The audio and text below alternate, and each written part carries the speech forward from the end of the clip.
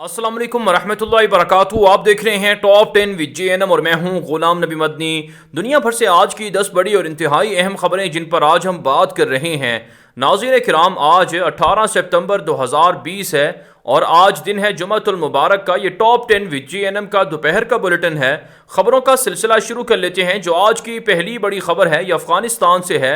राजी काम, अफगानिस्तान में एक तरफ तालिबान और काबुल हुकूमत के दरमियान मुज़ाकरात का सिलसिला जारी है, दूसरी तरफ तालिबान और काबुल फ़ौजों में झड़पें भी जारी हैं।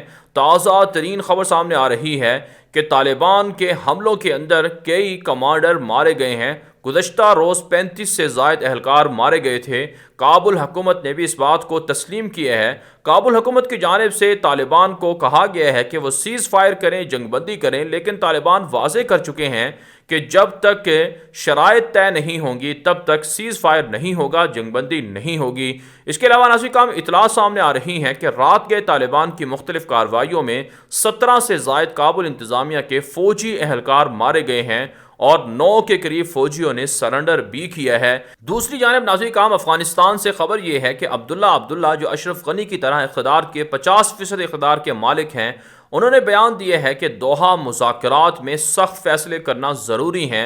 अगरचे पेचीदा मरहला है लेकिन इसे कामयाबी से आगे बढ़ाना चाहिए। और अफ़गानिस्तान के अंदर अमरीकी अफवाज के जो सरबराह हैं जनरल मिलर, उन्होंने भी कहा है कि इनखला अमरीका ने तेज़ कर दिया है और जल्द अमरीकी अफवाज अफ़गानिस्तान से निकल कर तालिबान के साथ जो डील है उसे हतमी तौर पर यह मनतकी अंजाम तक पहुँचाएंगे। आगे बढ़ लेते हैं काम, जो आज की दूसरी बड़ी खबर है ये पाकिस्तान से है। नाज़रीन काम, सूबा बलूचिस्तान के अंदर रेकोडेक केस का मामला था जहां पर पाकिस्तान को आलमी अदालत में तकरीबन 6 अरब डॉलर से ज़ायद का जुर्माना हुआ था। अब पाकिस्तान आलमी अदालत में केस जीत चुका है और 6 अरब डॉलर जुर्माने का जो हुक्म था उसमें हुक्म इम्तनाई जारी कर दिया गया है। इसके अलावा नाज़रीन काम, पाकिस्तान के वज़ीर आज़म की ज़ेर सदारत एक इंतहाई आला सतही इजलास हुआ है जिसमें आर्मी चीफ जनरल कमर जवेद बाजवा भी शरीक हुए हैं और इजलास में फैसला किया गया है कि पाक अफगान बॉर्डर, पाक ईरान बॉर्डर पर स्मगलिंग रोकने के लिए 3 बड़ी मार्केटें कायम की जाएंगी जो आने वाले साल तक के फ़ाल भी हो जाएंगी, जिससे स्मगलिंग को रोकने में फ़ायदा होगा क्योंकि स्मगलिंग के ज़रिए से पाकिस्तान की इकॉनमी को काफ़ी नुकसान होता है। इसके अलावा नाज़रीन काम, पाकिस्तान की वजारत ख़जाना की जानिब से एक बयान सामने आया है कि कोरोना वबा की वजह से जो पाकिस्तान को बैरूनी इमदाद मिली है वो तकरीबन 3.5 अरब डॉलर से ज़ायद की है और पाकिस्तान ने अल्हम्दुलिल्लाह कोरोना पर काबू भी पा लिया है।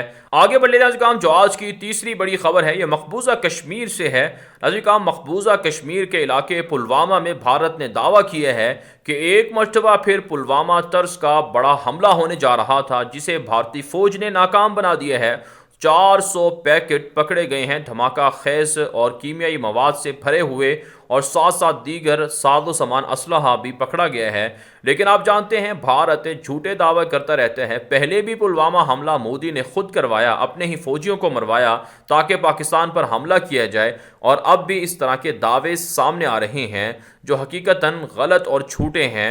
और मुजाहिदीन के हमलों के दौरान जो भारतीय फ़ौज हैं उनकी हलाकतों की इतलात भी मौसूल हो रही हैं। आज जुमे के रोज़ भारत के मातहत जितने भी कश्मीर के अजला हैं वहाँ पर बड़े पैमाने पर एहतजाज और मुजाहरे भी किए जा रहे हैं। आगे बढ़ लेते हैं काम, जो आज की चौथी बड़ी खबर है ये मुत्तहिदा अरब इमारात के स्कूलों में बच्चों को UAE और इसराइल डील के हवाले से बाकायदा मजमून पढ़ाया जाएगा। इस हवाले से इसराइली अखबार ने दावा किया है कि अब UAE के जो अरब बच्चे हैं वो स्कूलों के अंदर इसराइल दोस्ती को पढ़ेंगे, यहूदियों के कल्चर को पढ़ेंगे और इसराइल के हवाले से उन्हें मालूमात फराहम की जाएंगी। किस कदर अफसोसनाक बात है कि अरब इस हद तक गिर चुके हैं कि जो मुसलमानों के असली दुश्मन यहूदी हैं उनके कल्चर को अपने स्कूलों के अंदर पढ़ा रहे हैं। इसके अलावा ख़बर फ़लस्तीन से ये है कि महमूद अब्बास की हुकूमत का तख्ता उलटने के हवाले से जो कल बयान सामने आया था कि अमेरिका महमूद अब्बास को हटाकर एक नए जो सदर हैं उनको लाना चाहता है, इस पर शदीद तनकीद की गई है। اور ساتھ ساتھ ناظرین کرام خبر یہ ہے کہ یو اے ای اور اسرائیل کے تعلقات بہت پرانے ہیں۔ 25 سال پہلے بھی متحدہ عرب امارات کے ایک اعلیٰ عہدیدار نے اسرائیل کے ساتھ ایک خفیہ اجلاس میں شرکت کی تھی۔ اسرائیلی عہدیدار نے آج انکشاف کیا ہے۔ اس سے واضح ہوتا ہے کہ جو آج سے 10-15 سال پہلے بہت سے اسکالرز علماء کرام جو کچھ کہتے رہے وہ بالکل درست تھا، اور عرب بیک ڈور اسرائیل سے رابطے رکھتے ہیں، جس کی وجہ سے مسئلہ فلسطین انتہائی کمزور ہو رہا ہے۔ آگے بڑھ لیتے ہیں جو آج کی 5ویں بڑی خبر ہے، یہ اسرائیل یو اے ای کے تعلقات کے بعد اب افریقی ممالک میں اسرائیل اور یو اے ای نے اثر و رسوخ بڑھانا شروع کر دیا ہے۔ مختلف افریقی ممالک کے اندر اسرائیل فوجی اڈے بنا رہا ہے اور یو اے ای امارات بھی ان کا ساتھ دے رہا ہے۔ یمن کی تقسیم کا معاملہ ہے جہاں پر فوجی اڈہ بنانے کی خبریں سامنے آتی رہی ہیں۔ اس حوالے سے ناظرین کرام جو رپورٹ ہے اس میں کہا جا رہا ہے کہ اصل ہدف افریقی ممالک کے اندر ترکی کو ٹارگٹ کرنا ہے، ترکی کے اثر و رسوخ کو روکنا ہے۔ اس حوالے سے کہا جا رہا ہے کہ امارات کو یورپی یونین، افریقی یونین کی جانب سے شدید تنقید کا بھی سامنا کرنا پڑ رہا ہے۔ ساتھ ساتھ ناظرین کرام خبر یہ ہے کہ فلسطین کے اندر مسجد اقصیٰ کے خلاف یہودیوں کی بے حرمتی بڑھتی جا رہی ہے، اور لاک ڈاؤن کی وجہ سے مزید 25,000 یہودی مر سکتے ہیں۔ یہ بھی رپورٹ سامنے آ رہی ہے۔ اسرائیل کے اندر لاک ڈاؤن سخت کر دیا گیا ہے۔ کٹر قسم کے یہودی سراپا احتجاج ہیں کہ کیوں ان کے چھٹیوں کے دنوں میں جو تہوار ہیں ان کے مذہبی، ان کے دنوں میں کیوں وہاں پر لاک ڈاؤن کیا جا رہا ہے۔ نیتن یاہو کے خلاف احتجاج اور مظاہرے بھی جاری ہیں۔ آگے بڑھے کام جو آج کی 6ٹھی بڑی خبر ہے یہ ترکی سے ہے۔ ترک صدر رجب طیب اردگان نے ایک مرتبہ پھر یورپ کو دھمکی دی ہے کہ وہ اپنے حقوق پر ڈاکہ نہیں ڈالنے دیں گے۔ دوسری جانب ترک صدر رجب طیب اردگان یورپ کے اندر جو ایسے ممالک ہیں جو ترکی کے ساتھ تعلقات رکھتے ہیں ان سے رابطے بھی بڑھا رہے ہیں۔ ترکی کے صدر نے اسپین کے صدر سے رابطہ کیا ہے اور اسپین نے واضح کر دیا ہے کہ فرانس کے مقابلے میں، یونان کے مقابلے میں وہ ترکی کے ساتھ کھڑے ہیں۔ جبکہ ناظرین کرام خبر یہ ہے کہ بحر متوسط کے اندر جو کشیدگی ہے اب اس میں کمی آئی ہے۔ ترکی اور یونان کے درمیان مذاکرات کا راؤنڈ شروع ہو چکا ہے۔ اس کے علاوہ ناظرین کرام ترکی جدید ٹیکنالوجی میں خود کفیل ہوتا جا رہا ہے۔ 28 گھنٹے تک مسلسل ترکی نے ایک ایسا ڈرون بنایا ہے جو 28 گھنٹے تک مسلسل پرواز کرتا رہا ہے، اور جس سے ترکی کی جو ڈرون ٹیکنالوجی ہے اس میں ایک نیا اضافہ سامنے آیا ہے۔ اس کے علاوہ ناظرین کرام شام سے خبر یہ ہے کہ گزشتہ 9-10 سالہ جنگ کے اندر 1000 سے زائد جو میڈیکل عملہ ہے یا ڈاکٹرز ہیں ان کو شہید کر دیا گیا ہے۔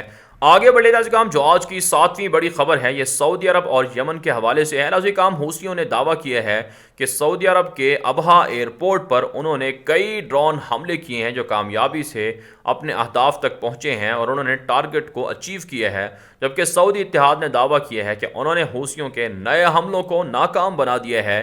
اس کے علاوہ سعودی عرب سے خبر یہ ہے کہ سعودی عرب نے یمن کے لیے $204 ملین کی امداد بھی منظور کر لی ہے۔